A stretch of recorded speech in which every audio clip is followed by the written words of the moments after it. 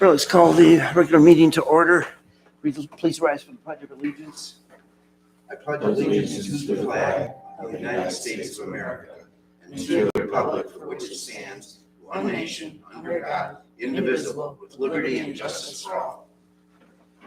Deletions, additions, changes to the proposed agenda for this evening? None. Roll call. President Schneider, Present. President Pro Tem Dyke, Councilmember Kalka, Present. Councilmember Feldman, Present. Councilmember Glasser, Present. Councilmember Kuligowski, Present. Councilmember Steffler. Present.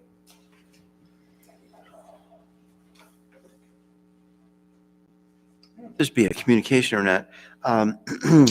We, at our last meeting, had voted to pass the resolution opposing the House bills relating to mining gravel and sand. And I received, I think we all may have received a communication from MML, urgent, hands flying in the air, that these bills are going to be put before the Regulatory Reform Committee on June 13, last Tuesday, expected to pass, and be put on the House floor the next day, June 14, and expected to pass. So there's a lot of indigestion going on with regard to that. But in checking, it not only did not hit the House floor, it didn't even get presented at committee. The last entry with regard to those three bills is dated June 9, in which a summary of the three bills was presented to the committee, and that was it. So, so far, the local opposition is working. Don't know what will happen in the long run, but anyway, so we got that communication from MML. Just wanted to bring up to date on that. Okay, so consent agenda, the regular meeting minutes, special committee minutes of June 6, 2023. Any commentary on those? I didn't find anything that looked acceptable.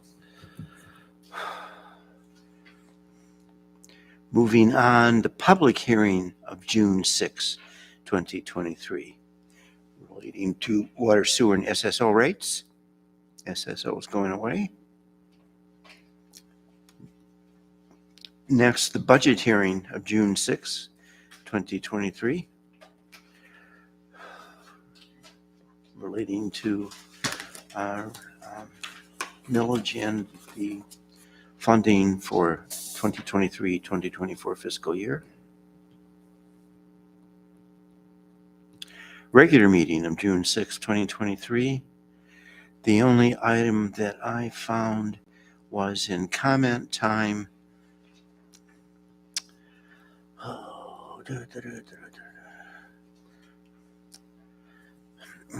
There was commentary from me, the fourth line down, beginning with renovating that building and hope it is, I believe I intended to say successful rather than successfully. Other than that, those the minutes from our last regular meeting appeared fine. Anybody have any questions, corrections, comments with regard to those meeting minutes? Apparently not. Okay, so general fund.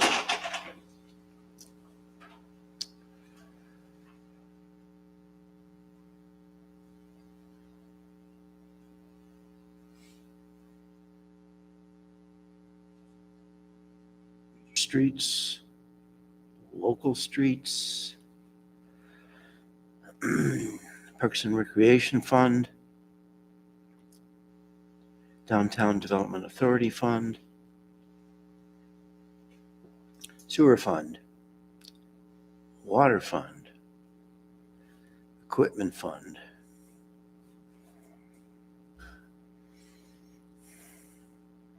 Payroll register report.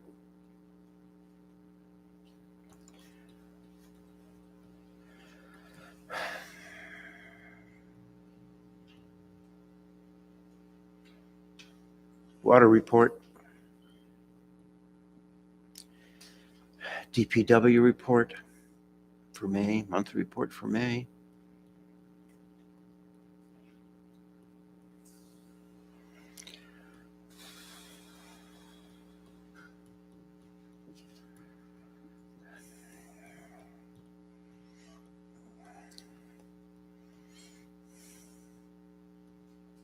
Water usage report. Wastewater treatment plant report for the month of May. Police report. Construction Code Authority.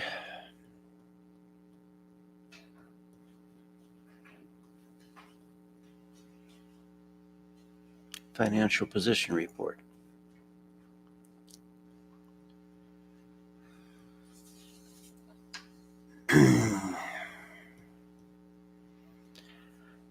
Memorandum from our clerk treasurer. I found this memorandum particularly interesting because anybody thinks that Kim is sitting in her office all day. She was here, there, and everywhere.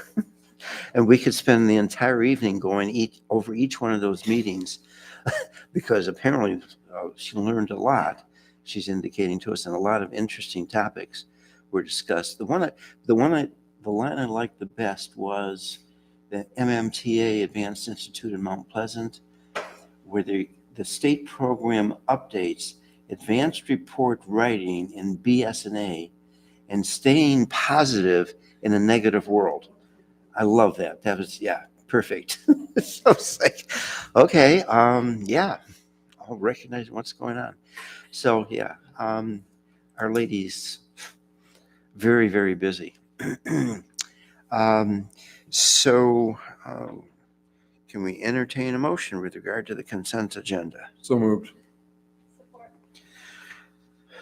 Motion by President Pro Tem Dyke, supported by Councilmember Steffler to approve the consent agenda. Any further discussion? All those in favor say aye. Aye. Opposed? Unanimous. Oh, yeah, unanimously approved. Okay, now is the time on our agenda for public comment from our large audience or anybody for any agenda item that's up for this evening. Any public comment? Being none. Regular agenda, liability insurance proposal. You're up, friend.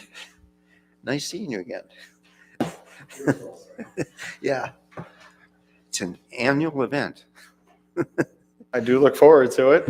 Yeah. I don't know so much if you guys like seeing me, but I Yeah. know that I enjoy seeing you all. I don't know really how to start this with you guys. I'll be up front. It's an increase.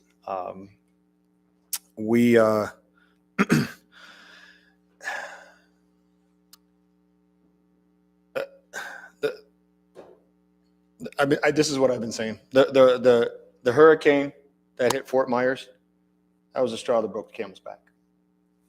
And that, coupled with the economy, coupled with inflation, mixed with the property values here and the loss runs, is where we're arriving to and what I'm bringing to you today. I don't know if many of you know, but in order for rate to be taken, it has to be approved by the state. After that hurricane, I don't know if you guys, diligently read insurance magazines like I do, but 6 insurance companies went insolvent by the end of the year. It's quite a mess down there. A lot of states are actually listening to insurance companies, and they are allowing them to take rate. And that's what's going on. Couple that with price per square foot going through the roof in the last 2 years, mixed with our current open claim. State Farm said we're no longer issuing homeowners policies in California. As well as all states are. Yeah. And Yeah. next on the block will be Louisiana. southern parts of Texas, and we're hearing Florida could be the whole kit and caboodle too. You are being rated for catastrophe now, meaning that it doesn't matter if you're prone to a hurricane, or you're prone to a flood or a forest fire. Everyone's going to start taking it off the chin. I don't know if you guys have seen your autos and your homes. Starting this month, if you just renewed, you won't see yours till next summer or the next 6-month renewal that you're in, but you will be seeing it because most of the rate for the reinsurers was completed this month, so that the July renewals, you'll start, seeing some of that stuff. You guys are actually facing something that I talk about quite a bit. Claims nowadays, the reason liability is going up, I didn't give you any more per million per liability. That rate is just going up. That rate is going up because no longer, I guess, are facts and truth winning out in lawsuits and court cases. You guys are currently, in a pickle. And in all honesty, good, bad, or indifferent, right or wrong, that might not even placate into how this all ends. It might just be who feels more warm and tingly and what makes a better splash in the newspaper, period. I'm not here to judge any of it. My job is to bring the insurance, to bring the underwriters, to bring the claims department. My fight is to protect you all and try and get this claim as small as absolutely possible, right? And that's what we're working on currently right now. I am bringing a $26,000 increase to the current policy. If there is a highlight in this, we are increasing the overall property limit by 10% per each building, which equates to roughly about $4.4 million extra to the overall blanket here for the township. The per rate for commercial liability, your autos, your inland marine, your law enforcement, all of that is been driven off of your loss runs. Just for a little history, Almont has been a part of the power plant since the inception, which was in 1985. So we have shared 38 years together. In total, we've collected just about $1.4 million in premium from the village of Almont over the last 38 years. Currently, with the active premium reserve that we have paid out $1.2 million in claims.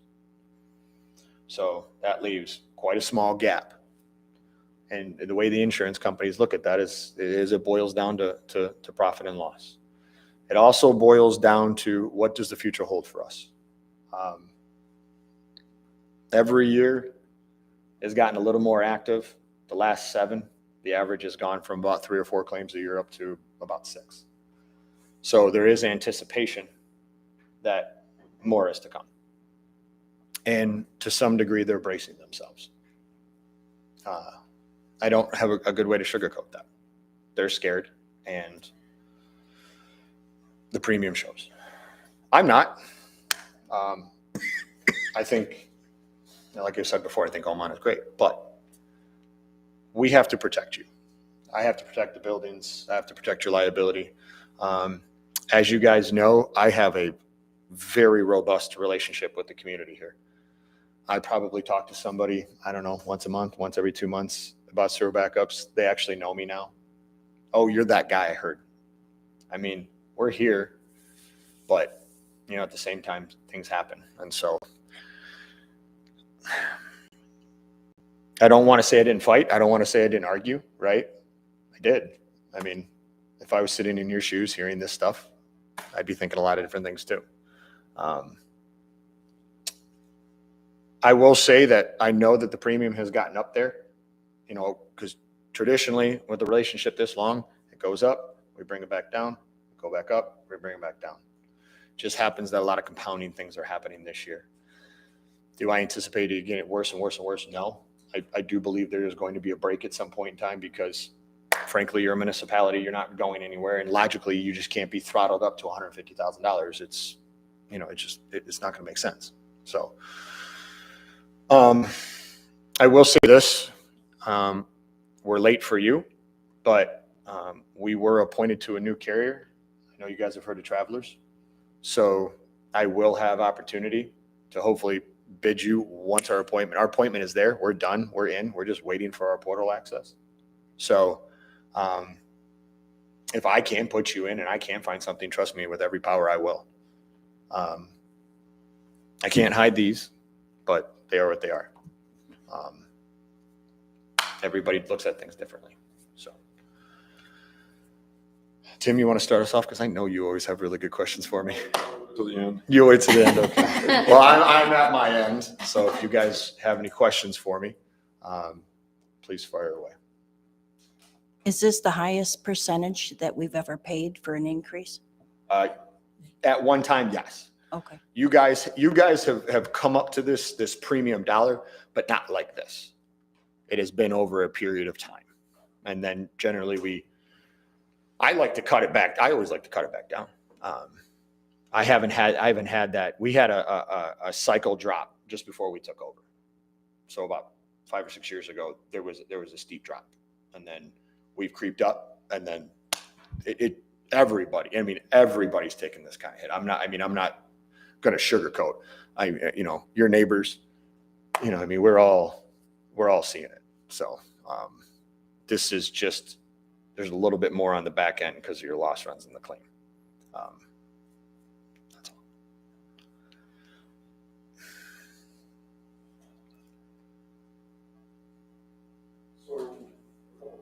Thank you for the insight on the insurance industry, because when I first saw this, my eyeballs popped out. And I was like, whoa. But I guess my first question is, were we anticipating this? And so we budgeted for this? Okay, so budget, we're okay. Yes. Comparative to other communities, given our situation, well, before I ask that, what is the overall percentage increase from this year to last year? Do we have that number? I have it right here for you, sir. 42%? 33%? 42. 42%. The exact premium changes $26,129. What's the average of the other communities increase for this year? I know we have certain circumstances, but what's your kind of average increase going through on other communities? Averages have been 18 to 22%. Our 42%, then can we assume that 20 to 24% is because of our situation? Yes. You would have been, without a doubt, you would have been 15% right off the top. Take this out, take all the other circumstances out, you would have been minimum 15%. And you probably would have been closer to 18 because of the amount that we had increased the properties. Last year when we spoke, we were gunning for about $175 to $190 per square foot. Now it's $300. And that is a new build. It's well over 400. Like for you guys could not have renovated this place at a better time. Because whatever you paid per square foot here, it would have been double, if not triple, in this current economy. Yeah, and the police station, yes. So here's the hard question then. There's been legal communications sent to us from your insurance company stating what might and might not be covered. So with this 42% increase, where do we stand with what might and what might not be covered?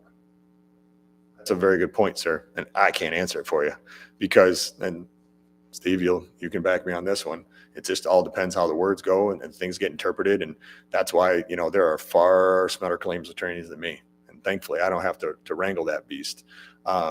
Right now, just so you guys know, we've reserved out $500,000. I mean, Tim, you have a very good question there, but I don't know which way that I didn't know if you could answer or going to not, but shake. it's a question that had to be asked. And I think it's a very good question, sir. Because you guys are also asking us to maybe pony up an additional 75 to 100,000 to include in the kitty also on top of all this other stuff that we've budgeted, correct? So I was wondering how that consideration was going to go. So your question is the coverage the same? Specifically, my question is if the they're- exclusion. My question is if they're jacking us by 42% when everybody's going 18%, are they still gonna say, nah, too bad anyways? Is the clause Right, still the yes, same? right, exactly, yes. That when we That- looked at the fine print, we're like. I'll be very fair with you. Increased money doesn't come with a hug and a handshake from an insurance company. They look at it pure profit and loss and risk. That's the plain and the simple. They're jacking us 24% to cover it, and then they're not gonna cover it, then that's bogus. Well, I mean, Mr. Dyke, let's be fair though. We don't know, you or I both don't know those answers either though. You know, they are without a doubt, and I'll be fair with you, they're setting up some CYA situation, right? I'll be fair. I've heard things on my end that I'm concerned about as well. And frankly, one that would make me worry. And I hope that the things that I've heard are wrong and that the settlement's going to be lower than I thought. But also please keep in mind that just because we've reserved $500,000 doesn't mean that's where it's going to sit either. You know, and unfortunately right now, that's where it is. It was 200 a couple of months ago. A couple of conversations went sideways and now I'm $300,000 lighter, which I only found out about a month ago. And I'll be fair, I told Dave and I told Kim this, you know, there's everybody, and then there's people in the loop. There's people that definitely don't know, and there's people that don't know anything. And then I'm always down here. Right. So I always try to keep myself abreasted, even though, you know, obviously I'm not negotiating on your guys' behalf, but a lot escalated in 3 months on me before I even knew it. And by time I found out, to tell you the truth, what was going on here, I did call up right away because I'm not about the money. I'm about the village. And, you know, I'm not going to sit there and hide this and shortchange you guys with time. They did with me. They held that renewal a little longer than I was used to. I saw Dave probably 3 weeks later than I normally do. So I don't really know. And unfortunately, you guys are sitting right in the crosshairs of what we've seen in terms of, we're so sorry for your feelings. Here's the money because these tyrants over here did all these bad things. And we know that's not true. That's not what we're saying. What we're saying is things happen, but the facts and the logic, throw that stuff in a garbage can. So, I can't roll. Tim, you know, it's funny. I talk about you, not in name, right?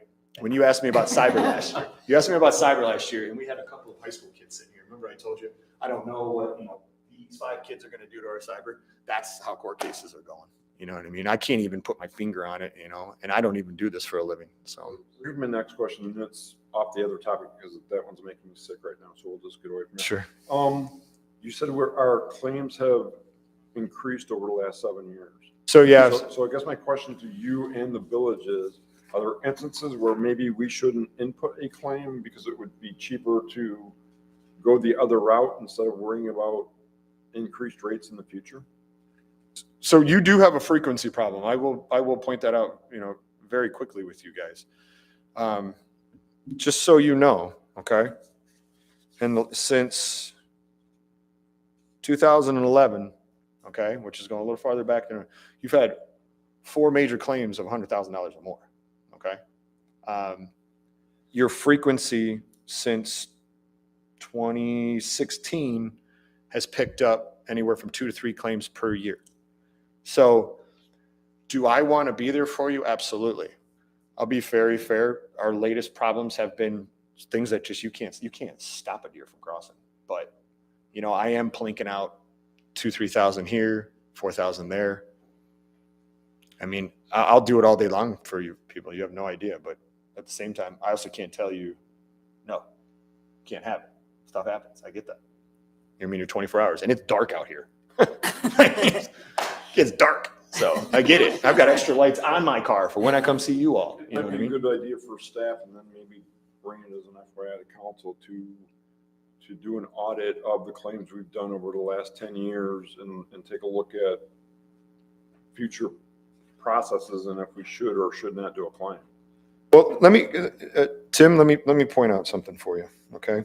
2020 to 2021, we generated $25,000 worth of claims off of police vehicles. No offense to you, sorry. Sorry to call you out. But, you know, I'll be fair with you. What's hard is I can sit there and show you the past. I can't tell you the future. Right. You know what I mean? So because I'll tell you right now, I have my own business as well. My insurance costs me, well, it used to cost me $3,800. Now it costs me $5,000. So, you know, general liability, all that kind of stuff. Tweak my deductibles, all those kind of things. I pay for a lot of things out of pocket. You know, I've saved up a nest egg over years over that savings, right, to put that stuff in there. But I'm not going to lie to you. I don't got doomsday money either. So, you know, it would be really hard because, you know, I will be fair. A lot of it comes through her or a lot of it will come through Dave. And Kim and I have been there. You know, I've heard it. What do you think? I'm like,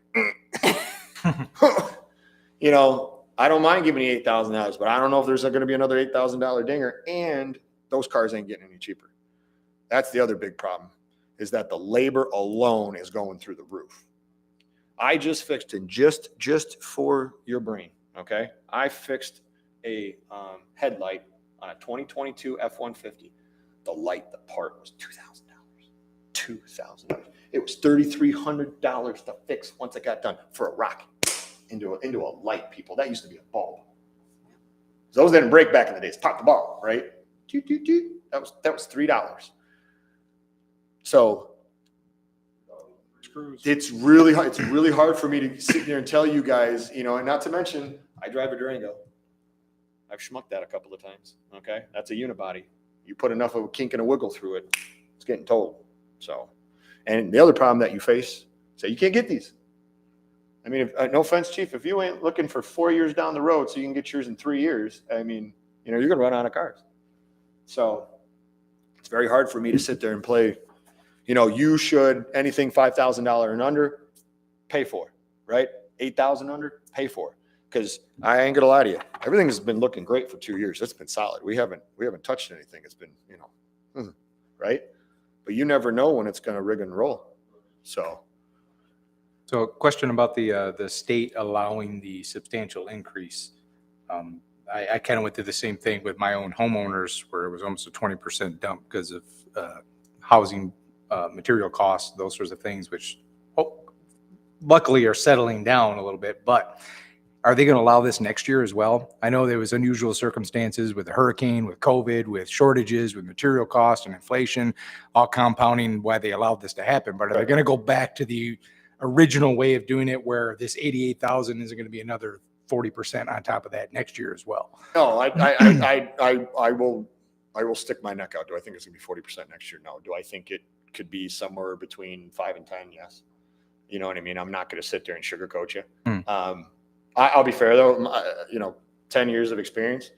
I've never been through a hard market like this, and I don't know how long it's gonna roll.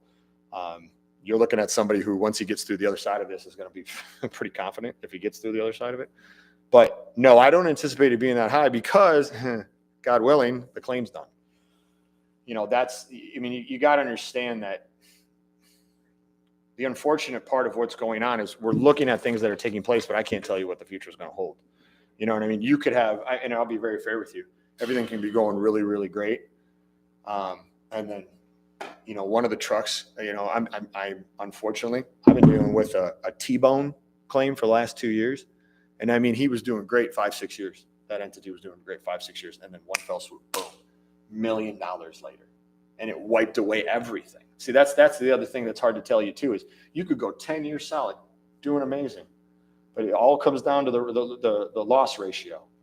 And your loss ratio is. I guess that was my next question was, what does it take to get off the naughty list for the frequency? If we started handling small claims with light bulbs, things like that. That's definitely going to help. Yeah. Like if you look at the last 2 years, there's nothing. There's nothing. You got nothing. The claim that you're currently activated in is from 2017. So this is not a current situation for us. The nice thing is too, is that it's outside of 5 years. So when it does close, it falls off the radar like that. So those are all good things. But again, I don't know where it's going to settle.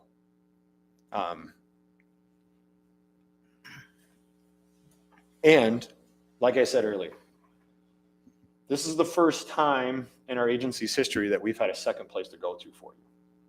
Travelers is a no joke entity. They already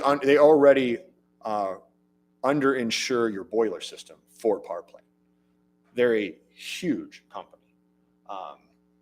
They take on everything. We're very excited about the appointment. So, but I'm not going to sit there and blow smoke at you, sir. Like, that's the saving grace over there. What it is it's going to be leverage for me in the future, for you. That's all. And to tell you the truth, that's all really I'm doing, because you are the client. I don't care if Clown College gives you guys insurance. If the limits are correct and the wording is good, we're going to go to Clown College. We're going to keep you here, but we're going to put you somewhere else. That's what we do with all of our commercial entities. We just go find a good rate, just like, a broker would do for your homeowner's insurance.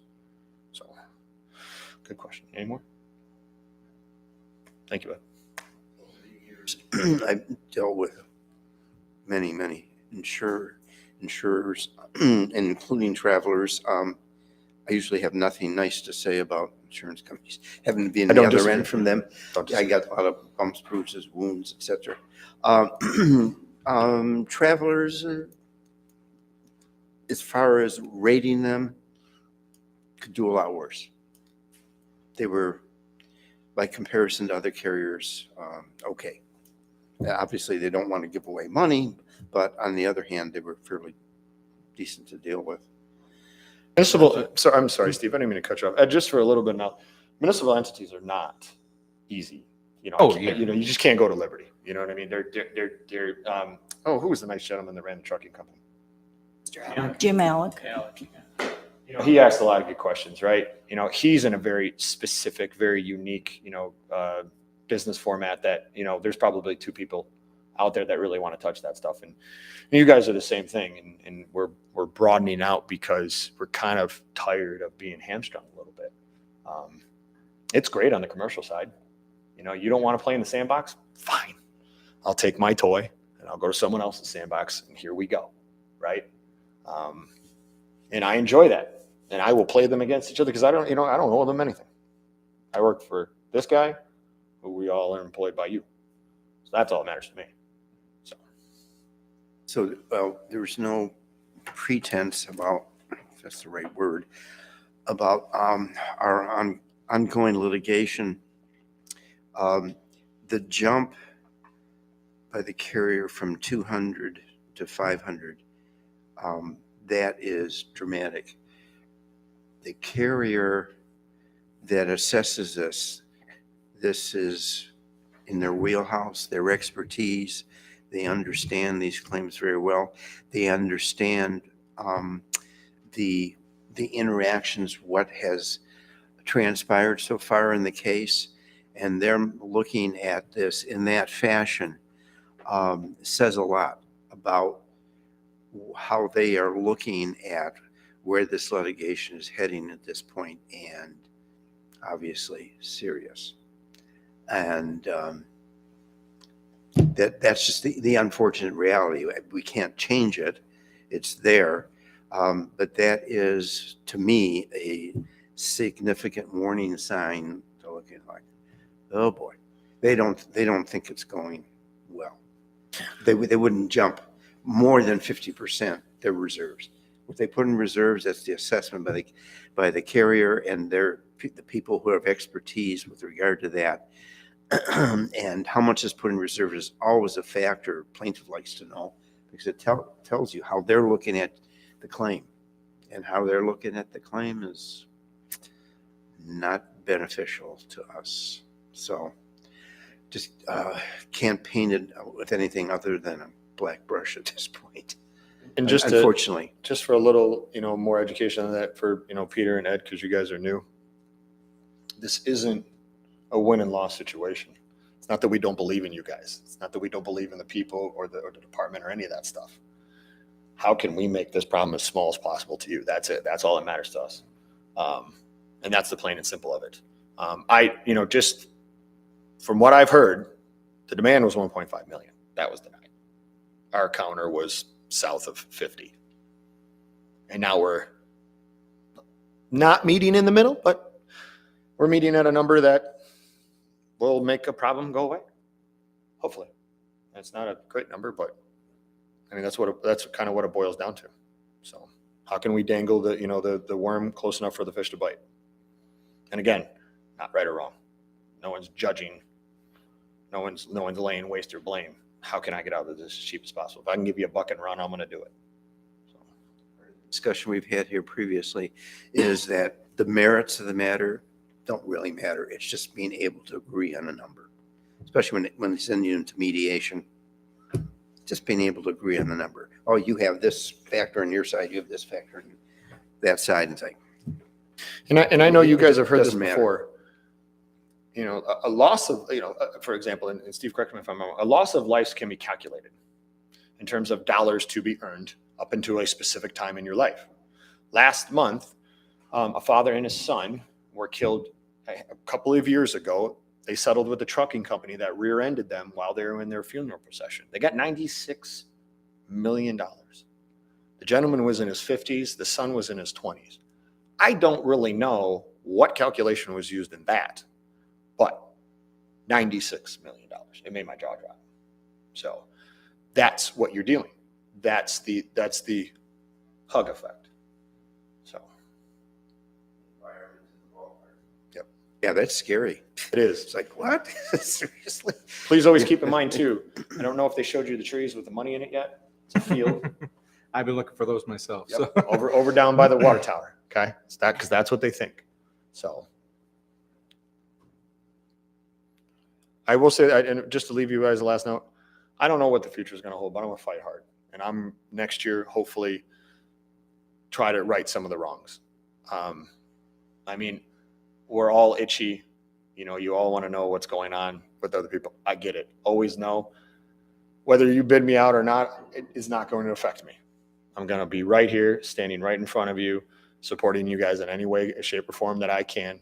And even if I don't make it through it, I'm still going to be here to help out whoever needs to be helped, because we don't just duck and run because all of a sudden you don't want to play in my sandbox. It doesn't work like that. So anybody else have some questions for me? One question about deductibles. I know this might be a little bit different in this situation, but I've noticed a lot of the deductibles are relatively low. Is tweaking those just like in a homeowner situation or an automotive situation? I know that can save you substantially in the policy itself. Is that an option here? Because I mean, $2,500, $1,000. I mean, if we buffer that to 10,000, something like that, and a low risk situation for us, could that save us money in the long run? Absolutely.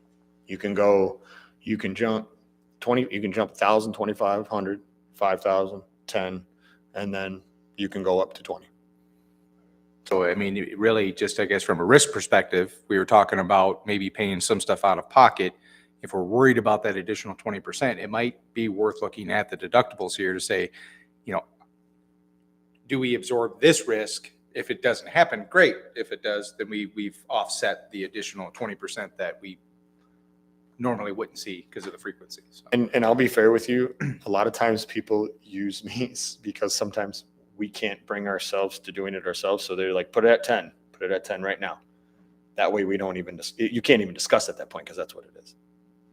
Just putting it out there. I'm not saying you have to, but if you theoretically keep that in your mind that it's 10,000, but it's not really 10,000, and you guys can hold your muster. Yeah. And to be fair, like you said, doing great. 2 years, doing great. Very proud. Thanks, Chief. I just one thing too, something to think about. I don't know if this would help you guys. Have you guys ever seen the Lapeer County ambulances? The white ones. Yeah, Lapeer EMS, yes. You ever seen the cow catchers on the front of those things? Do you know those are $8,000 bumpers that they started putting on about 10 years ago because they were smacking deer like crazy? And now they reinforced the front. They've got these massive cow catchers on there, and all the vehicle accidents dropped off. These bumpers, though, are tanks. I mean, I've seen them take hits. I mean, it's just something to think about. You know what I mean? I don't know if you can put, a plow on the police vehicles. I don't think they're going to be. I don't know if you're pursuing into the township very fast, but that was a way that the Lapeer EMS took on their loss runs. As they got aggressive, they invested internally instead of investing in the insurance. So just something to think about. Village staff, administration, think believe there's any reason why we shouldn't be looking at deductibles. That was a good point, Ed. You're absolutely correct. And that's how you affect your premium, whether it's your home, vehicle, whatever. We can notify you of that. I mean, you guys can Shouldn't make, you guys can make a decision tonight. We can still do those deductible options at any point in time, get them together. So if you guys would like to review them at next council meeting, we can enact them right away for you. You'll just be 30 days short of premium. You know what I mean? You'll have, if that made sense. Prorate the premium for the. Thank you. That was the proper insurance word I was looking for. Thank you, Ed. Shopped here before. Yes, so we can apply that input, so you guys don't have to rush the decision. You wait until next council meeting to take care of it. So, and you can pick, by the way, you can pick just liability, you can pick just property, and then you can isolate the autos. So it's you have to do all of the property and all of the liability, right? If you select one of there, so because you have general liability, you have wrongful errors and omissions, you have which is your public officials, and then you've got your auto. Okay, so those and your law enforcement. So those primary ones, all that would have to move. All the deductibles would have to move. You couldn't pick. Individual. Correct, Okay, sir. all right. All of the liability would have to go. And then if you did the same thing, all the property would have to go. And what's a little tricky on the property, just to point out to you guys, okay? When you do the property at 2,500, 5,000, okay, that affects your inland marine. You're in the marine, there's your lawn mowers and your weed whippers and all the little stuff in Brian's barn, basically. So you kind of got to take stock on his budget in case, he dumps a mower or something like that, because you're chewing in pretty deep onto a zero turn. You know what I mean? So.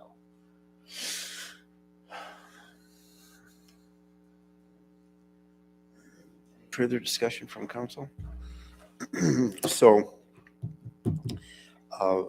what we're looking for essentially is a motion approving the proposal with the condition that we are going to examine deductibles. Right? We agree. The insurance coverage with Decker Agency in the amount of $88,345 contingent on reviewing the deductible prices. Support. Motion by President Pro Tem Dyke, supported by Councilmember Kolakowski. Any further discussion? All those in favor say aye. Aye. Objections? Unanimously approved. Thanks for your time. Obviously wasn't pleasant. With that, with you guys knowing too, we can delay billing. It's agency bill. If the carrier needs anything, we will take care of it in-house and we will deal with the billing later. So please take your time. Don't fret over the invoice and we'll go from there. If it's okay with you all, may I excuse myself to go home? Sure. Thank Of you, course. everybody, for your time. I do appreciate it. Thanks for your Thank you. presentation.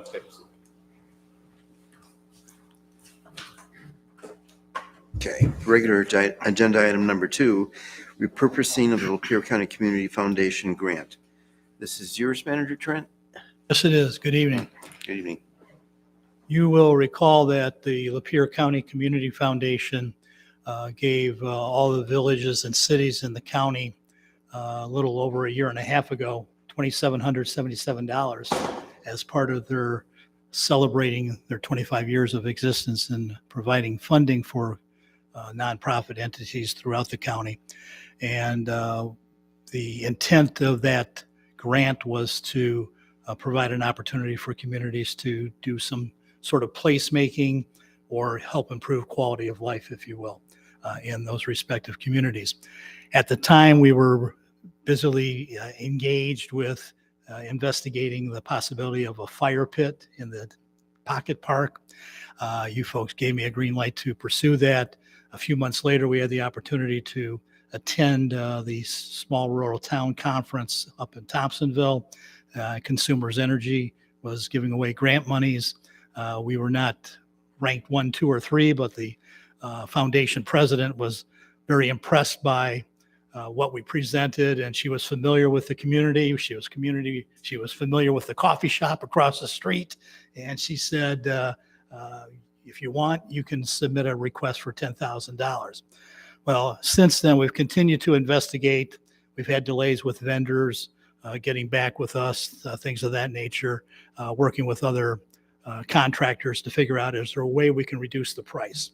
And at the end of the day, after all of this research, the bottom line is that it's still a $25,000 to $30,000 expense, plus the monthly maintenance of whatever the natural gas costs.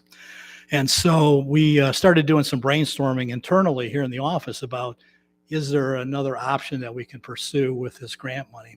Since Nancy Boxey reached out to me and said, David, either submit a grant for larger monies to do a fire pit, or find a different project, or send the check back to me.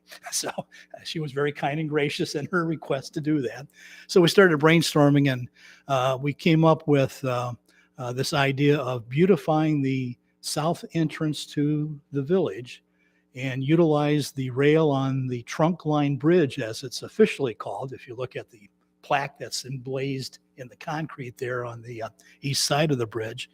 And we've got a vendor that can produce some flower pots. We're going to have 10 on each side.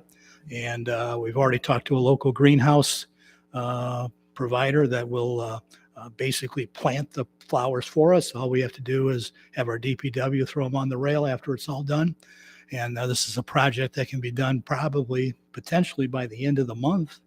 And Nancy Boxey has given a thumbs up on this project. She says that's a good use of the funds. Thanks for the update. And so I wanted to officially come back to you folks, because you had given me the green light to investigate the fire pit. The fire pit is on the back burner again. It actually could still happen because of some new ownership in the village with some of the restaurants in town. That some of these new owners are interested in beautifying some space that they have be on the east side of their buildings, actually behind the building. So this would be something that wouldn't be out in front in the pocket park, but there's enough green space where they're actually indicating that they'd like to put in some patio seating and things of that nature. And they're thinking, hey, maybe a fire pit would be a nice addition for people to sit around during the evening hours. So that's still something that could happen, but it would be a project that the business owner would help fund, or we would try to help assist them through MEDC monies and placemaking monies, things of that nature. And even as Nancy Boxey said, apply for a grant. Maybe we'll help you out. So that's still something that could happen. But in the interim, for $2,700, I think this is a great way to beautify the south end of our community, especially with all the other things that the DDA has done in the downtown this spring and summer. So I just ask for your support to give us the green light to pursue this. Yeah. It's a $10,000 grant? I'm sorry? No, the Pure Community Foundation grant was $2,777. Question is we did the DDA thing down, and this isn't falling on the DDA, so that people don't see me in the email, tell me how mean I am. But we did the downtown DDA thing. We put the triangle flower pots in, and now you can't walk downtown without worrying about jutting your leg into a triangle, and there's no sidewalk room. So if anybody's walked over that bridge, it's hard enough to walk across that thing now without flower pots jutting out, taking up more space. Then we've got to worry about maintaining it, them breaking. If it's $2,700, we were talking about doing, wasn't the DDA talking about doing some picnic tables in the pocket park area? Utilize it for that, or for stringing some lighting up in the pocket park area at night to enhance the lighting there. Or the park has things they need, but to put flower pots on the railings of that bridge that's already fun to try to walk across anyways, it doesn't make sense. I mean, and I get the beautification part, but I just don't think it's the best thing we could be using that money for. In fact, I would rather send the money back than utilize it for that, personally. But that's my opinion. We're always putting obstacles in areas where people are trying to walk.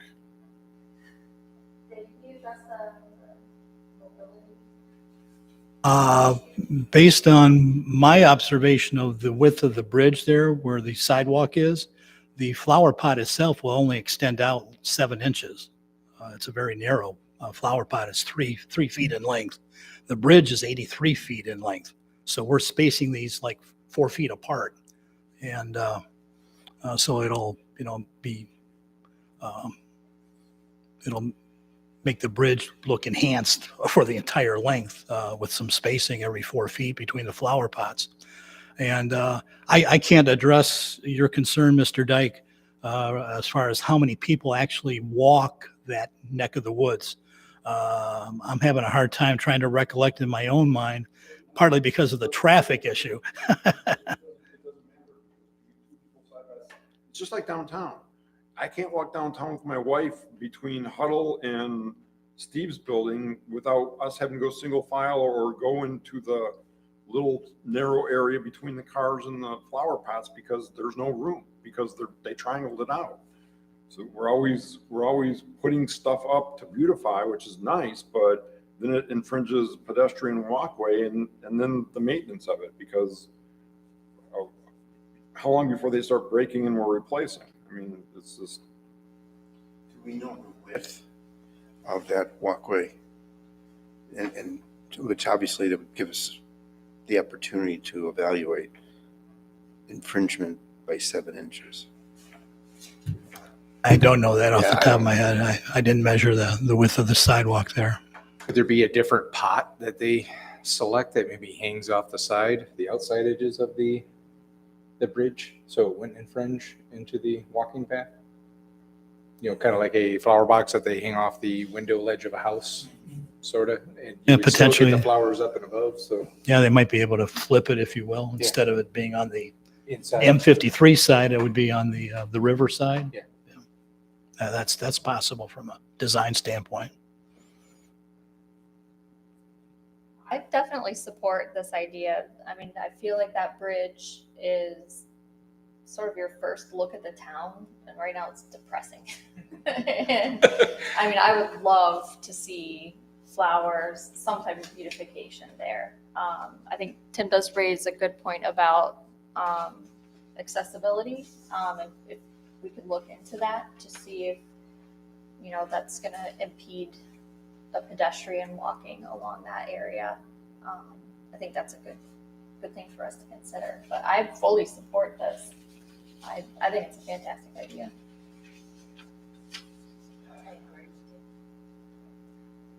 Is there any thought about the sign coming into town when you're heading south and the north? From the south this way, the Welcome to Elmont sign is I know pretty this. decrepit in that area. Yeah, I know the Putting sign you're flowers referring around to. all that, Yeah. yeah. Yeah, that's an old sign. And, Or modernizing it and beautifying it. Is that in the township? yeah, it's actually located in the township. Yeah.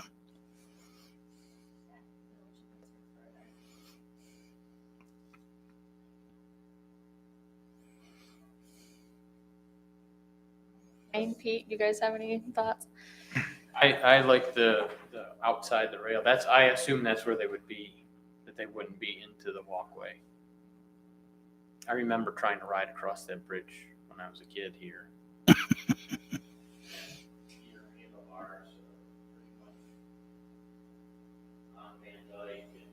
It's that rail. So any little kids, I don't know that people let their kids ride along Van Dyke anymore, but we used to. It is narrow. But yeah, I would bet it's a 48-inch walkway. Anything to prolong the life of the flower pot itself from getting knocked off, if people are going to use it. Yeah, that's a good suggestion. We could work with the vendor to modify it so it's either vertically straight up or it's to the inside. Okay.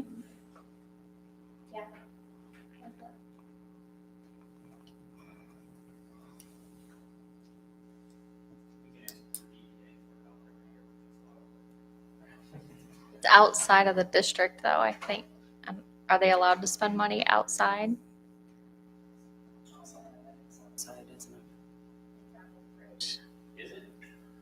Bridge is not in the Creekside DDA. Hearth is where it stops. So the hearth is in the district? The hearth is. right there. Just go to Stone Street, south end of DDA district? To Creekside Harbor. Okay.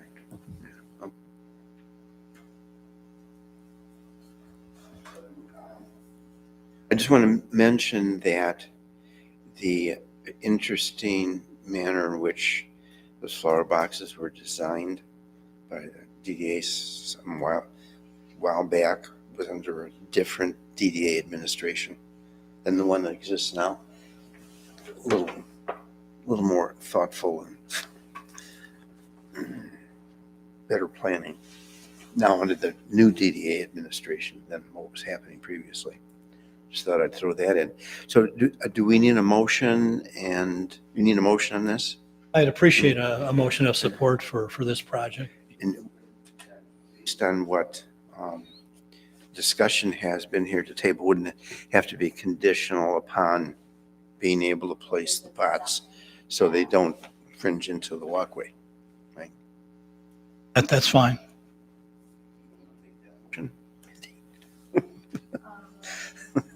Sure. I think I'm making the motion that we authorize the grant funding to be used towards beautification along the trunk line bridge, contingent upon a design that does not impede walkway. If that works for everyone. I'll support that. I just have one question.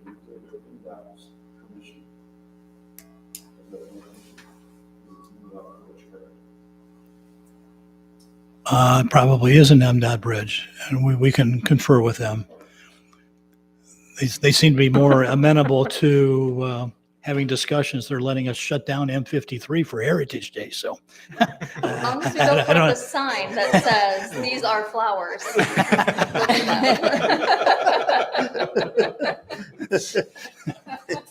Don't pick them. Okay. Okay. I will support the motion. So a motion by Councilmember Steffler. Jackie I supported. thought Yeah, Jackie supported. Yeah, sorry. Oh, we That's got okay. multiple Supported by support. Councilmember Kolka. Any further discussion? All those in favor say aye. Aye. Opposed?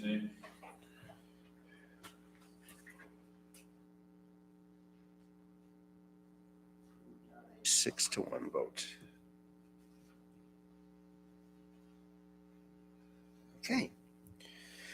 Regular agenda item number 3, inliner sewer relining change order approval.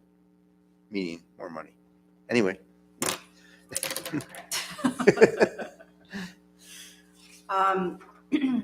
Inliner gave us a new estimate of the total work to be done. The majority of the reason being for the difference is the size of the pipe. They found a lot that were designated as 8-inch. They were actually 10.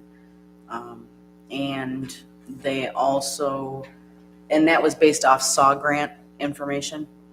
So when they went into clean, they found that there's different diameters. Also the length of the pipe. That was all done by Google Maps. And we all know sewers don't always go in a straight line. So the linear feet was also a little bit off too. So that was the increase in the cost. They also found a 12-inch pipe, which they did not quote. And he's just basing it on the 10 and 15-inch quote at 48 per linear feet. So he has included all of that in his email, and he estimates the total work to be done is $243,115.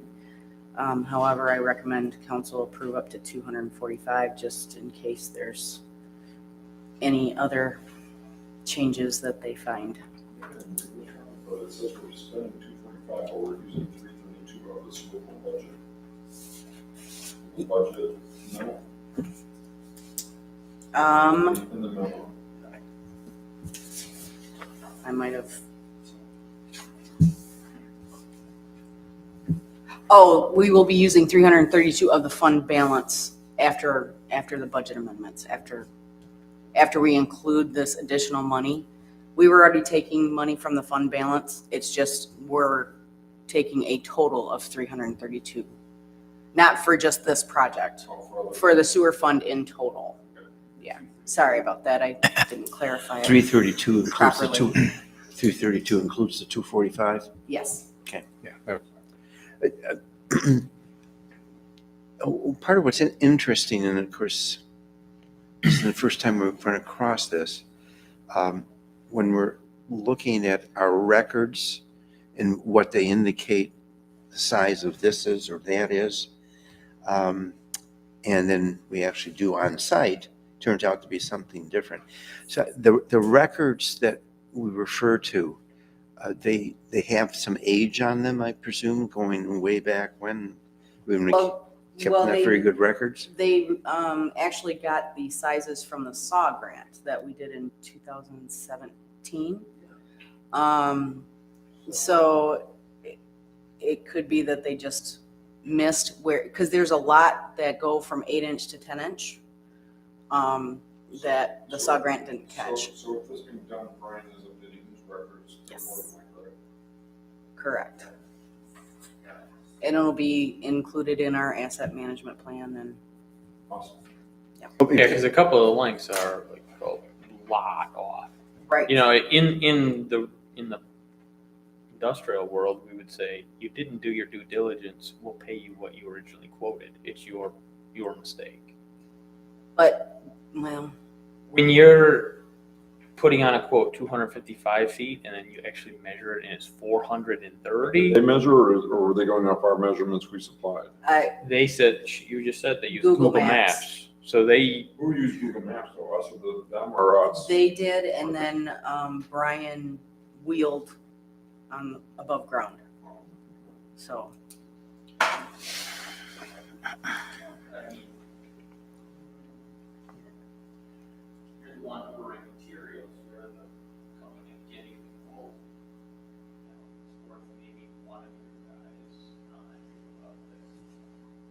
We can clarify exactly how they came across the, to be sure, and have discussions with them. It's not based on accurate information. It's, as Pete indicates, it raises some issues. Yeah, so the better process, going out first, that sounds like an intelligent approach. Well, I mean, I think the problem was that information in the SAW grant was wrong. Yeah. I thought we sent cameras down. Yeah. Which we did. Yeah. Yeah, it's kind of interesting that all the Farnham Drain were accurate, all of the East St. Clair were accurate. It's Branch Street. It's kind of like, yeah, we're not going to do Branch Street. We think they're all 8 and 10 inches. But they're really not. They're 10 and 12. The thing that jumps out to me is the word final, well, the two words, final estimate. So we're asking for an additional $2,000 at this point beyond the 243. Are we going to stick to our guns and just say the 243, or? Discussion. So is this truly an estimate, or are they going to come back with the final bill? They are coming, well, we've only been billed for a partial. They plan on coming back next week to, But historically, we've had jobs that have had things creep up into them that was unexpected, that was not their fault, that having the extra money so it doesn't have to come back to council, it's good to have. So I would suggest going for the 245. And not to exceed. Yeah, I mean, most construction have 5 or 10% contingency as part of the plan.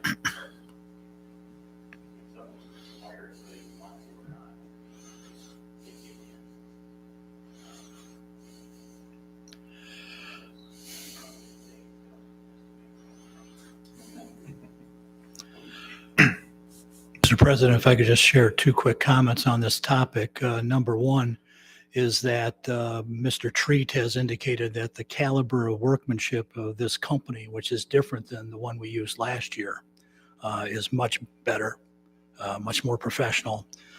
They work well with the neighborhood and the residents, apprising them of the work that's being done. Secondly, Mr.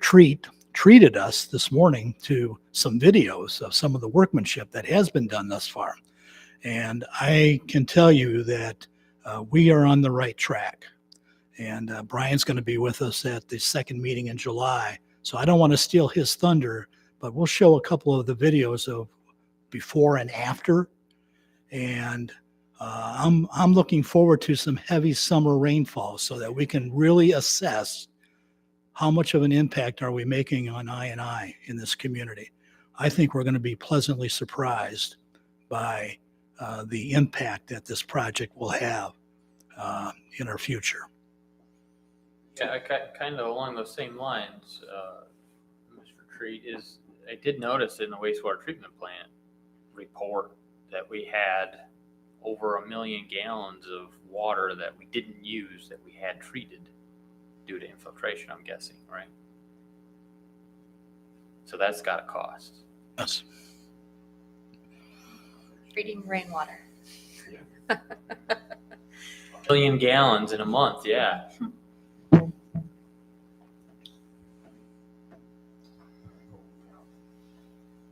But some of the videos he showed us this morning that you can see the before and how much leakage there is between the sections, tree roots, just breaks in the pipe, and then when it's refinished with this material on the ID, it's just amazing what the video shows. So I think. And partly based on some of the work that our summer intern did last year, which helped identify the area along East St. Clair as a high volume area for infiltration. And that's the area that this company is working on right now. And we'll be finishing up later this month. So again, if the heavy rains hold off until July so that they can finish that part, I think we'll see a dramatic improvement in I&I issues.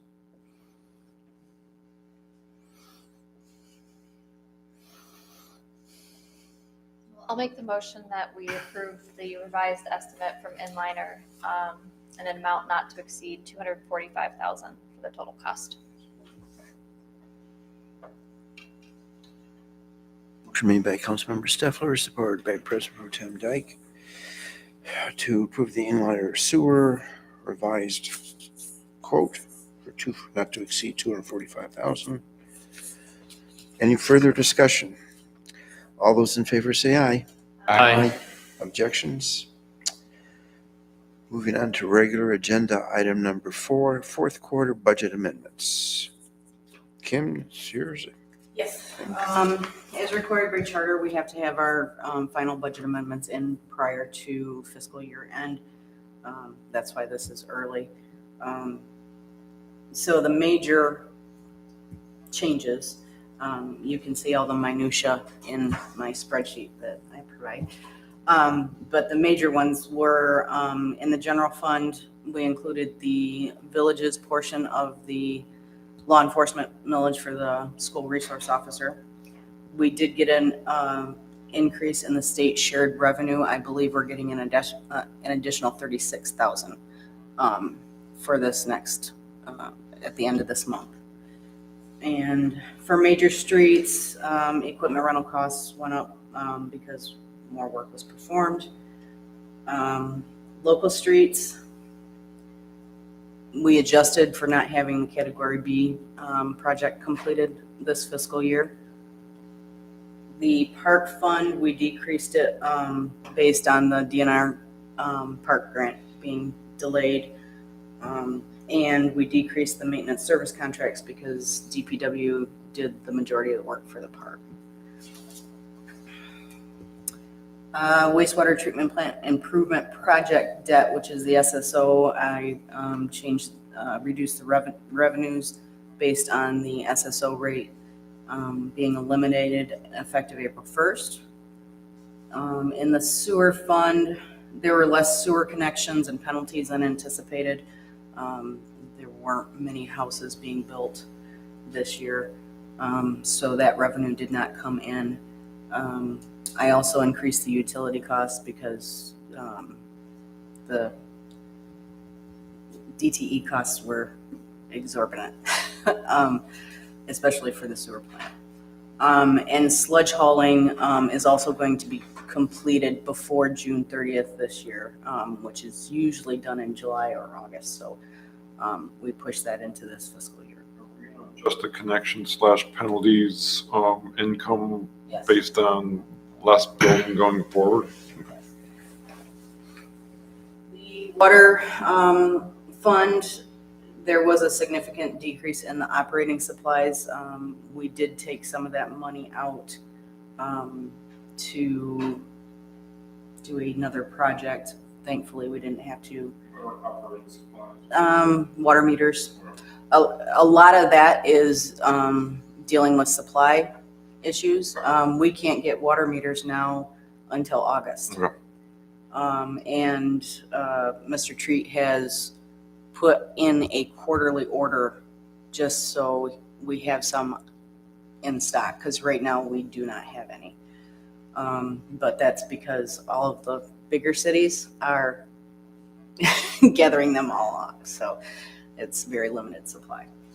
And the equipment fund, there was less revenue from insurance claims, which was a good thing. So that also reduced the vehicle repair line item. And the sale of the F-350 offset the loss in insurance claim revenue. So. Does anybody have any questions?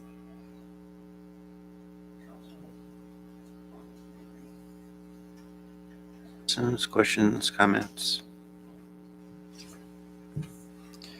I'll make a Not- motion to approve the budget amendments as presented. Motion by Councilmember Conca, supported by the PUP? Yeah. Councilmember Feldman. Any further discussion? All those in favor say aye. Aye. Objections? Unanimously approved. That finishes our regular agenda this evening, except for public comment for non-agenda items. Is there any public comment for non-agenda? There is not. So we're moving on to open discussion. This is going to be interesting. I asked for this to be placed on our open discussion agenda. It presents a rather unique situation, and I have to invite all of you into the Schneider brain, which may or may not be interesting. But I need to explain the situation so that you can understand what the back and forth that's going on here and taking different positions with regard to the issue. And so the issue is, as the agenda indicates, Planning Commission member status. So that status is the fact that one of the Planning Commission members, Bernie Kalka, moved. And as I had to kind of teach the Planning Commission, you need to understand that when Bernie moved, he was no longer a Planning Commission member because he moved. His status moved.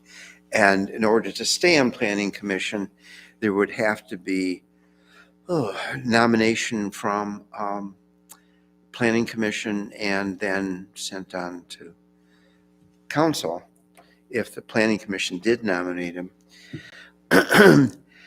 So my first reaction when there was indication coming from community and village administration and presentation of this Michigan Planning Enabling Act, one, we should understand that that's discretionary, meaning we could find a way to have someone who is no longer a member residing within our community to remain on Planning Commission. My reading of that act is that meant most likely for larger cities So Detroit, Grand Rapids, and they want to put up a 55-story tower, you may want to bring in someone who's an expert or have a lot of expertise or experience with regard to a project like that, and that party may be not a resident. So from that standpoint, it would make sense to me. But there was, a lot of community support, village administration support for Bernie, which makes sense. Great guy, good council member, good planning commission member, great chairman of the park board, and always giving to the community. So people like Bernie, and there's some reason to say it'd be nice to still keep him around. So based on the presentation, essentially, from the village administration and this act, I made a presentation to the Planning Commission indicating that we could do this and that I was recommending that we do this based on that act. And I have to say that I did it with some reluctance. And I followed that recommendation to the Planning Commission up with, unless Planning Commission members think differently. And I certainly want to speak for Tim ever, but Tim said, well, I think differently, and did raise the issue that consideration should be given to this whole issue rather than just saying, well, we'll leave Bernie on under this Michigan Planning Enabling Act. And so council considered the issue at that point, and and you correct me if I'm wrong on anything on this, Tim, understanding is that the motion that was passed by the Planning Commission was to send this issue to council. My recollection, and I don't know, Kim, whether Lisa's notes indicate anything differently, so Planning Commission did not nominate Bernie to stay on Planning Commission. The motion was to send this to council. That is, okay, we're agreed on that. So then, so that's how we left that evening. And the reason I invited everybody into my brain is I'm thinking, oh, if it's coming to council, what happens at council? The president appoints the Planning Commission members. And therefore, it was going to be, it fell into my lap. We know the village charter says president appoints. And considering that and wrestling with that, let's see, somebody who changes status as far as being a member of the Village of Almont, a resident of the Village of Almont, no longer an Almont community member, no longer a Lapeer County member, resident, and we're going to put him on our Planning Commission. And I had discussions, or say round table brainstorming with village administration, who didn't particularly, wasn't necessarily in accord with my position. And essentially, well, I should do it anyway. And I know my response was, what if that's against my conscience? Not the way I think we should govern, what we should be doing here. So the position I came down with, if it's just in my lap, I am not going to appoint Bernie because of the position he's taken. And it's not personal to Bernie, because all these wonderful things we can say about him, I just don't think it's the right thing to do. And apparently, from what little I understand about others thinking about it, I was not the only one thinking that I should not be appointing this person because he's no longer part of our community. as a resident. So the brainstorming went further. We had further discussions about this, and I was concerned in terms of, well, that's all ending up in my lap. It's my obligation under the charter to appoint. And would it come across as arbitrary, as blowback? People won't like it. Bernie may not like it. Other people may not like it. So I asked for this to be put on our agenda, so requesting council input as to this issue. And my bottom line was, if council, and this would be highly unusual because all the years I've been in council, never seen a situation quite like this,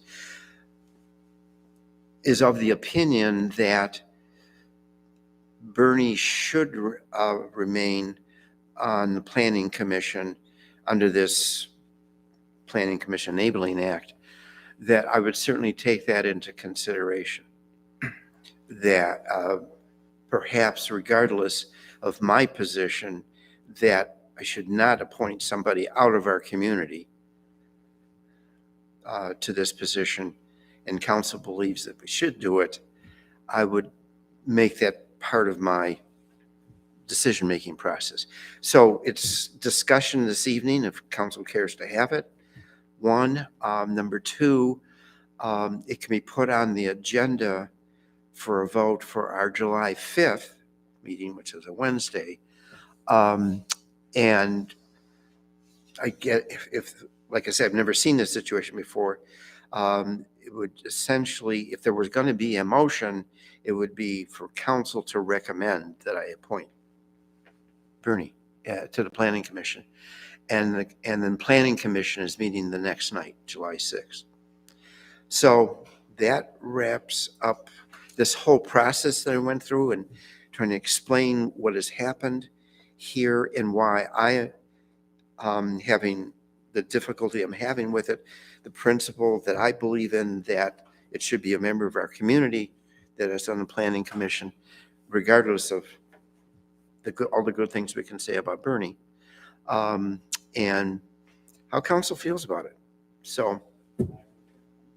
Yeah, because I actually made the motion on the Planning Commission to appoint, but on further thought, because I was the one that raised the concerns in the Planning Commission meeting, and my concerns are twofold. And as Steve said, this is not anything against Bernie.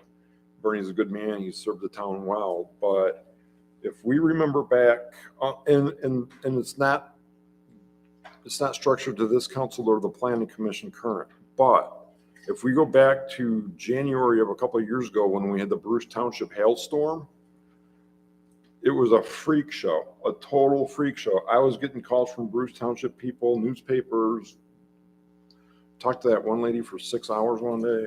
It was a freak show. And my point being is, if we set the precedents, it opens the door for future, especially from the south where there's influence coming up, that I think could be a dangerous precedent. It's nothing against Bernie, but I think people making decisions in Elmont should be in Elmont. So, because I went home after Planning Commission and told my wife, there's not many votes I've made in my tenure that I regret, and that's one of the votes I regret. And it's nothing personal, but I just don't think that it's a precedent we should be going down. There's no reason for it. I just think that with the growth coming and the influences we saw and not just the influences we saw, the negative influence we saw and how they operated. If you got that infiltrating your local government and they're not even members of our community, it could get ugly real quick. So, Well, I was going to say, if you step back and if it was any other John or Jane Doe person, and we were asked, would we appoint somebody to our planning commission that lived outside of our village or township or county, and considered it that way, that'd be a really quick answer. Why would we ever do that? Right. So Why would we ever do that? And I think that should be the question. Regardless that, again, nothing against Bernie, but if you asked it that way, took the emotion and the personal relationships out of it and said, if somebody outside of Lapeer County, outside of Almont Village said, I want to be on the planning commission, and came to Steve and said, could you appoint me? It'd be a really easy answer. No, we wouldn't do that. Can I make a comment? Yep, go ahead. Okay. I agree with you, Steve, that Bernie should not be on the planning commission. When Bernie and I got in, when we started getting more involved publicly, we value Almont and we value the residents, and we feel that the governing bodies should be Almont residents.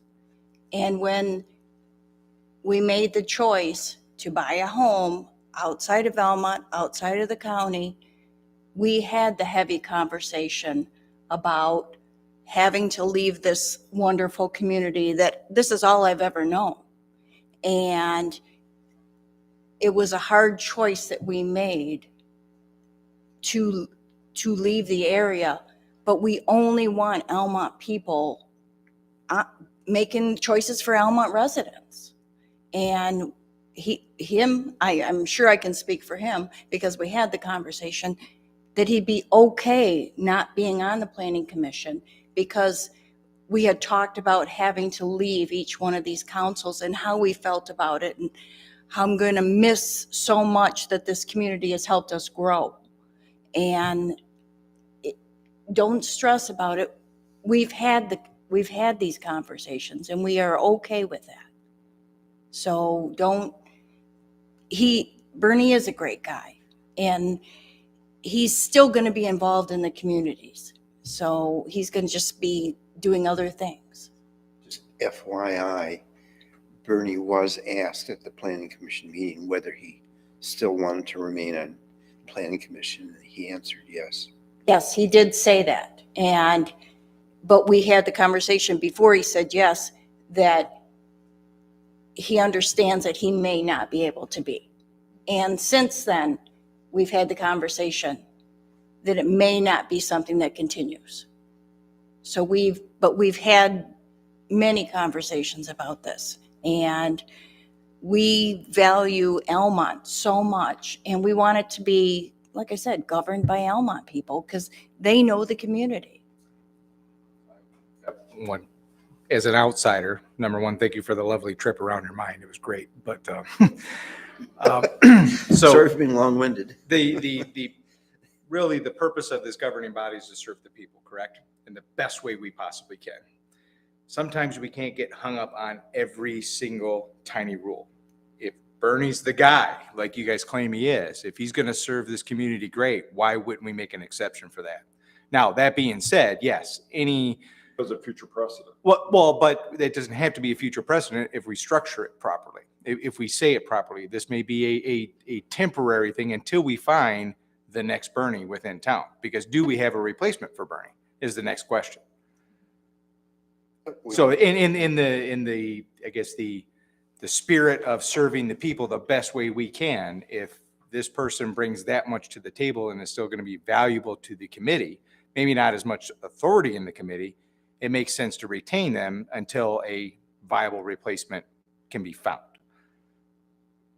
And again, I 100% agree with the mindset that, yes, it could be dangerous that anybody could come in here and suck resources away from Almont. And yeah, I get all that. But if we think about this logically, just serving our people, if we have somebody that's still interested in doing the job, that knows the area, that you can trust, it makes sense to still consider them and not just hang up on a simple, hardline rule that, we have the flexibility to obviously do something about.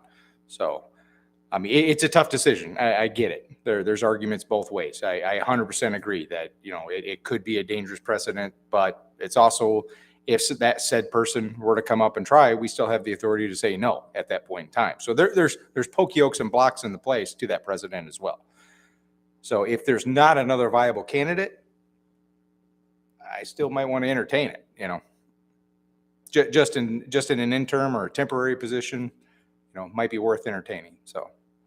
Bernie loves the community Mm. and he has served the community very well, but he does respect the choices and what decisions are made on each of the boards, and he would always honor that. Can I ask where Bernie is moving to?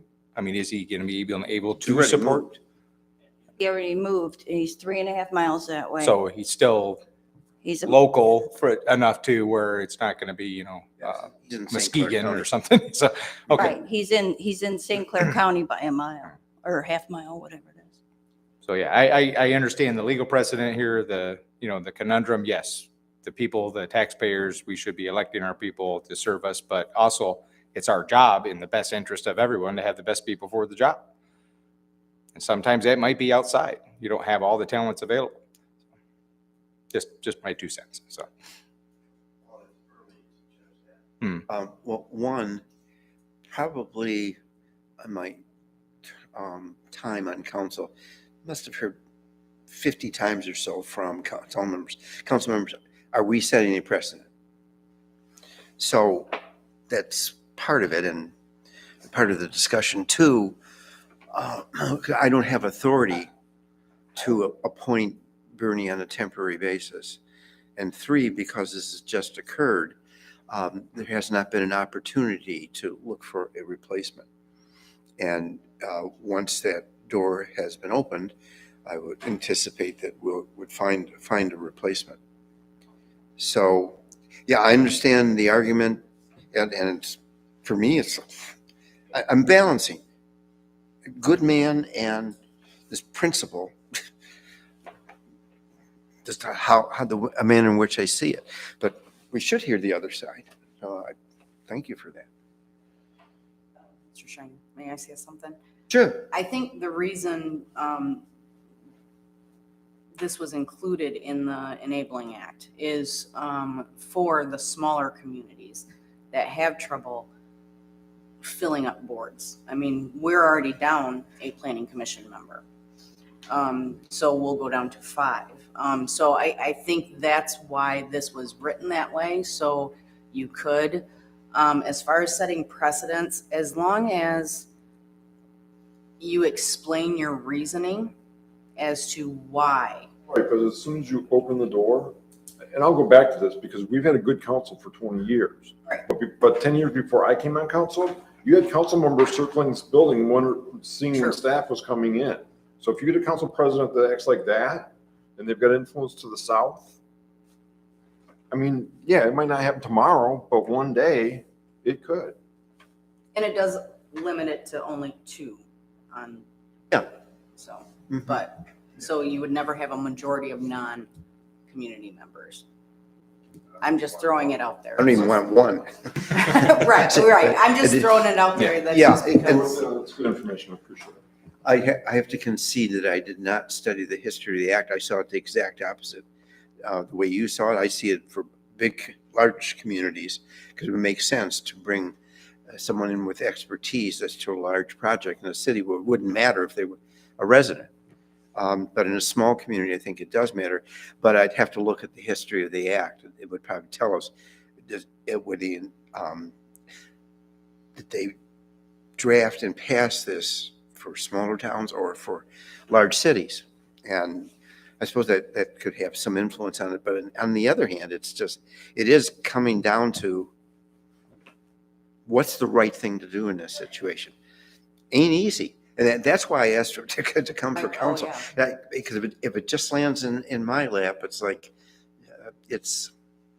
I really would like to hear from counsel. So we hear the arguments from all sides. And fortunately, we have a really great council. We have a lot of intelligent people sitting here, maybe me excluded, but so we can have a lot of input from all the different aspects of it. And I didn't want to make the decision without input from council. I have a couple questions or thoughts, I guess. One is, I may not be remembering the right board, but I thought there was a member who moved into the township and he served on the planning commission for some period of time. He still owned property in the Property, village. okay. Yeah. But even though he physically lived somewhere out into the township. Okay. All right. So I was remembering at least that partially. I think where I fall out on this, and I started this whole journey on planning commission, and I feel like what I tried to keep in mind then and what I try to keep in mind now as a council member is that what helps me make decisions on either body is knowing that I live under the same rules, that decisions I make here also apply to me. And, you know, I can say to my neighbors that, yeah, I make decisions that affect me too. And to me, that was always really important. And I think when you have someone serving from the outside, you lose a little bit of that. You don't have as much of that responsibility because you can walk away. You're not here. So I do feel that, that's sort of been one of my guiding principles. I also hear like having a right person for the job. It's really hard to find people who are willing to commit the time and, you know, be thoughtful and make good decisions. That's also very difficult. I feel like we're just in a tough spot, but we also haven't had the opportunity to find that person that could be a potential replacement. It hasn't been posted or advertised. We don't know. Next Bernie could be out there. Right, I was going to say, is the other position been posted? Several times, yeah. Okay, And it's still on our website, yes. okay. So Dependent on the outcome of this, if we have 2 openings, I would suggest maybe contacting Tom and see if we could run a story in the Tri-City or in the Lapeer County Press, saying we're looking for. for me, I was personally approached by the village manager. Well, this was a few managers ago, so I don't know. I never saw anything posted. It was someone saying to me, I see some potential in you. You have this experience that might be valuable. So maybe some of that burden falls on some of us to reach out to people that we know in the community that, you know, we could serve the role. An interesting aspect of this is the fact that this happened based on a decision made by Bernie. I mean, we didn't create it, he created it. And he decided, knew what he was doing. This is not an unintelligent man. He was in management at GM, right? Right. He's not an unintelligent man by any means.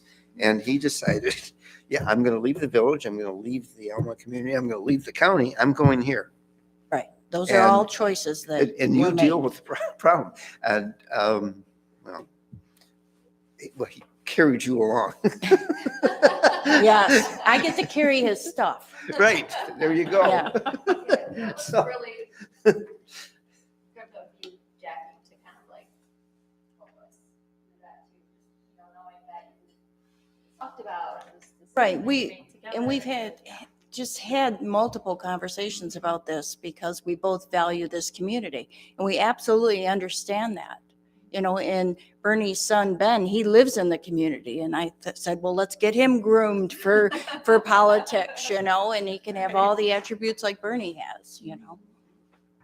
It, quite frankly, was heartbreaking for me when I found out about you moving, Right. because both you and Bernie have been very valuable members, and you're going to be leaving us too. And it has been a heartbreaking thing. We have this new home, which gives us kind of a little bit of new beginnings with everything that we went through last year. But it is bittersweet because I'm going to miss everybody. And I know he will also. And we have our routines, planning commission, park meeting, council meeting, you know, and this kind of thing. And it will be sad, you know, having to leave. But we both understand it, that It's tough. is about tough It has their choices. ups and downs, that's for sure. Well, I suppose, so we've had discussion. Anybody else wants to say anything, please feel free. So we've had open discussion about it. It can be put on the agenda for our next meeting, our regular agenda, because we've had our open discussion. And it's supposed to make a decision at that point. And I presume this would be legitimate, that council could bring a motion to recommend to the president to appoint this person. If council was so inclined, would that pass? I couldn't vote. Jackie probably couldn't vote. I couldn't vote. Yeah, right. I don't know that it would pass. I don't either, but that's why I brought it to council, because I did not feel that I should make that decision all on my own. Too important to the community as far as setting precedent, not setting precedent, and doing the right thing as far as governing, and the fact that we would be losing Bernie's services potentially. So, okay. Anybody, council, want to have any further discussion on this issue? Okay, I guess that takes care of it, and so, Question?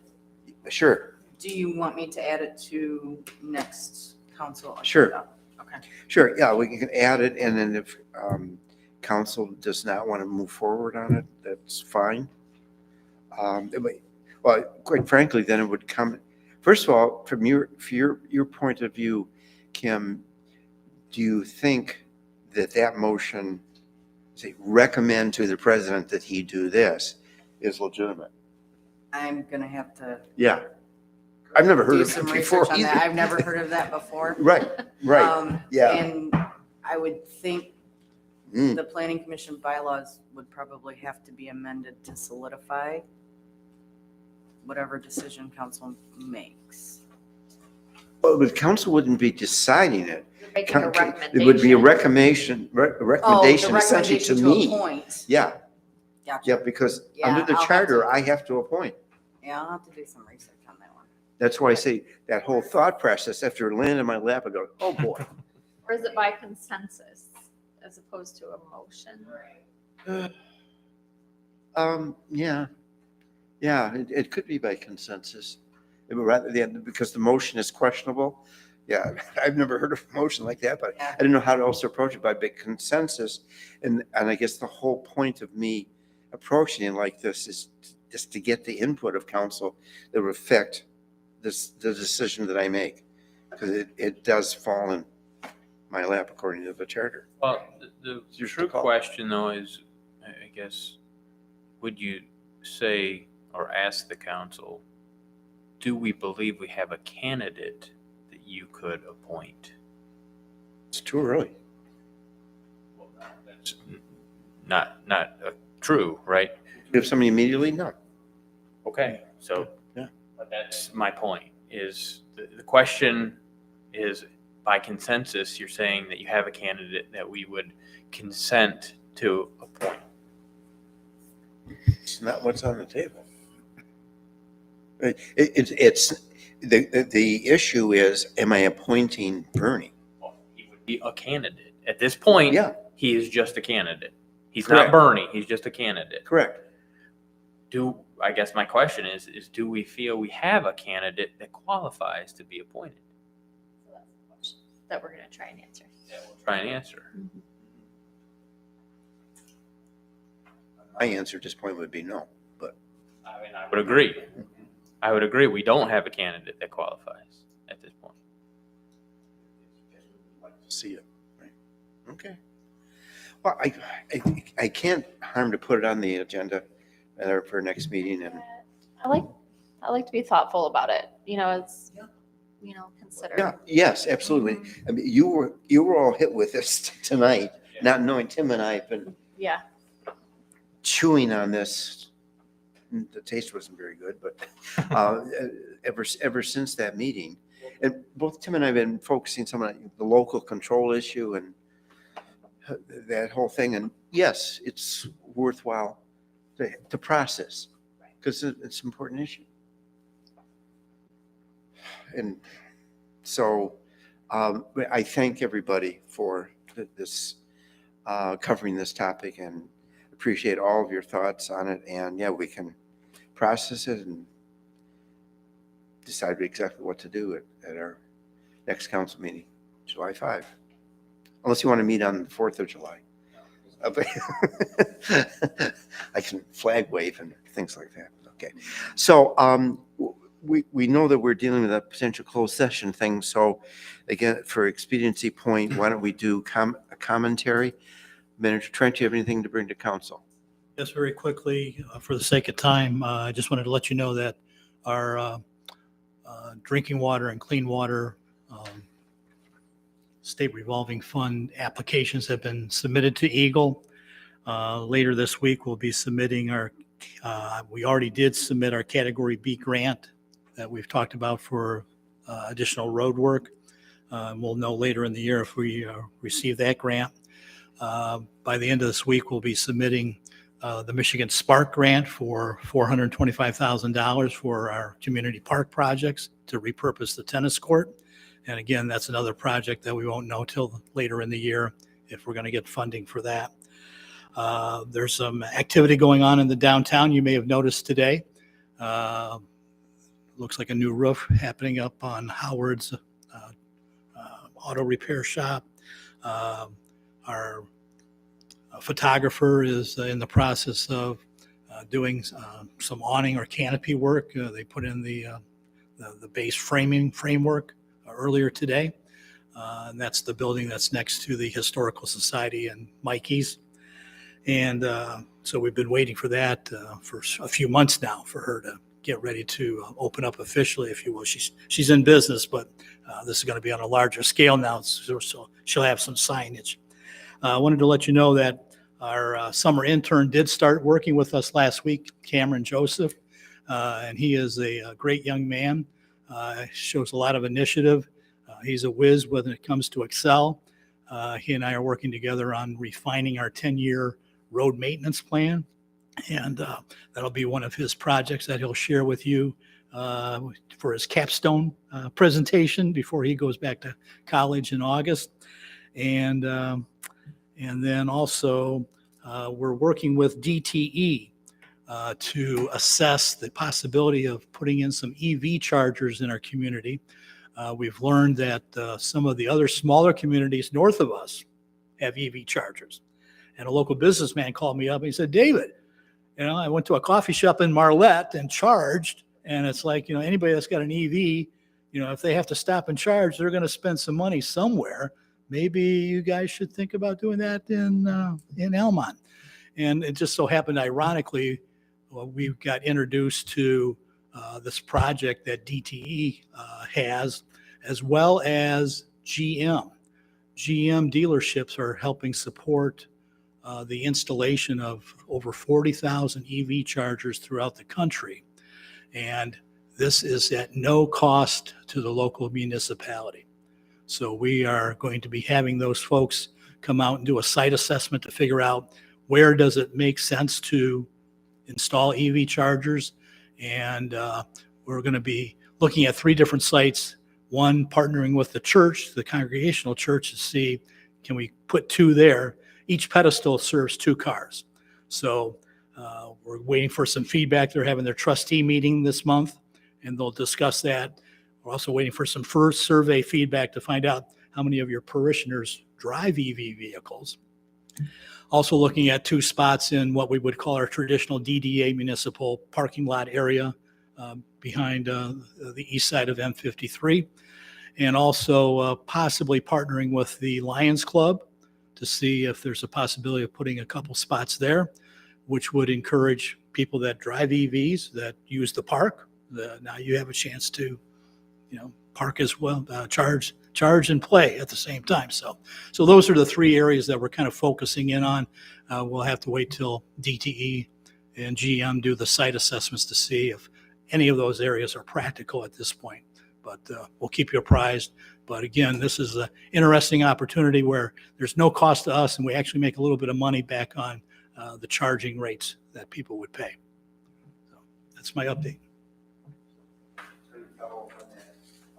Local businessman who more than likely will be purchasing some significant chunk of business buildings on the east side of 53 is also talking about installing EV. So it should be interesting. I don't know what kind of EV population we have in Lapeer County. It's pretty conservative, but it's coming one way or the other. But thank you. Appreciate it. Kim, anything to bring to council? Wayne? Pete? Two things. One, make sure DTE does their due diligence, because the biggest thing that they're running into with those chargers is the amount of power needed. So DC fast charge, just to give you an idea, is 980 volts at 500 amps. That's like 10 houses to charge one vehicle. So if the infrastructure isn't ready for it, they'll put one in and then it'll take hours and hours and hours and hours to charge. So make sure DTE does their due diligence. It's a big deal. Appreciate the feedback. Second one is I've had a few different residents up and down East St. Clair, including myself, because I almost got hit by this, ask about ATVs on up and down East St. Clair. So I had a ranger. I was out there mowing my lawn, and a ranger came, and I believe there is a village ordinance about ATVs or. They've been rolling ATVs and golf carts on that road too. Yeah, so one was a Can-Am side by side that came by at about 35, 40 miles an hour. The other one was a Ranger. And they believe that they can put a slow moving vehicle sign, which 30 miles an hour isn't a slow moving vehicle sign. And it's okay to drive on regular roads, but I don't believe it is okay to drive. I believe we have an ordinance against driving in the village with ATVs. So I guess, Chief, if. Yeah, we've already been getting the calls on them, Okay. trying to chase them down. Yeah, because Yep. in some of these, well, there's other ones, just even, you can't legally cross M53 in the county with one. A yellow one. It was red. There was a yellow one trying to cross too, and I thought, oh, there's a ticket. But so that's the only thing. I got a lot of little kids riding bikes and stuff up and down East St. Clair now, and it's bad enough with these diesel trucks trying to see how fast they can go in the first 100 yards of East St. Clair from Van Dyke. But now we got ATVs there too. That's all I've got.